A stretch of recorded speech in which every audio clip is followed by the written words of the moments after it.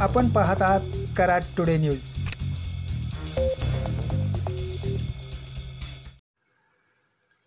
कराडच्या कोल्हापूर नाक्यावर आज दुपारी 2:30 वाजता माल ट्रक व दुचाकी यांच्यात झालेल्या अपघातात दुचाकीवरील एकाचा जागीच मृत्यू झाल्याची घटना घडली आहे। अशोक शिवराम जमाले वय वर्ष 55 राहणार मुंढे तालुका कराड असं या अपघातात मृत्यू झालेल्या व्यक्तीचं नाव आहे। आज सकाळपासूनच महामार्गावर वाहतुकीची मोठी कोंडी झाली होती। मलकापूर ते अन्नपूर्णा हॉटेल दरम्यान वाहनांच्या रांगा लागल्या होत्या। याच दरम्यान दुपारी काहीशी वाहतूक सुरळीत झाली। आज वेळेला कोल्हापूर नाक्यावरील स्वागत कमानी नजीक असणाऱ्या आयलँड जवळ दुचाकी व कोल्हापूरच्या दिशेने निघालेल्या माल ट्रकचा अपघात झाला।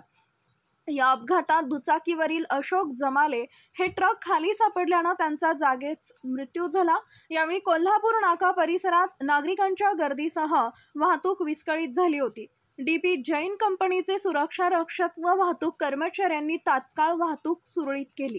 दरम्यान कोल्हापूर नाका इथं शहरात येण्यासाठी केलेल्या वळण मार्गानजीक वाहतूक कर्मचारी नसल्याचा गैरफायदा घेऊन अनेक दुचाकी चालक या वळण मार्गातून उलट दिशेने प्रवास करत असल्याने वाहतुकीला अडथळा व अपघात घडत असल्याचं स्थानिकांनी सांगितलं।